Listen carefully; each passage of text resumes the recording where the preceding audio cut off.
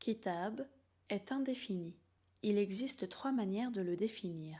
À l'aide de l'article défini, al-kitab, par le possessif, kitabi, et par une 3e manière que nous allons découvrir aujourd'hui, l'annexion.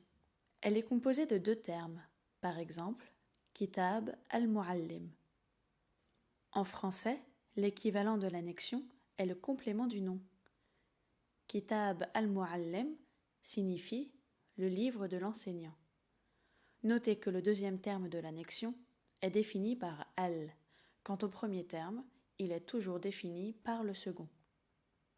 Le second terme de l'annexion peut être défini par l'article, comme dans cet exemple, ou encore par le possessif, kitab muallimi, le livre de mon enseignant. N'oubliez donc pas que le premier terme de l'annexion ne porte jamais d'article, puisqu'il est déjà défini par le second terme de l'annexion. Enfin, lorsque le premier terme de l'annexion se termine par un ta marbuta, le ta marbuta se prononce ta. Talibat al-muallim.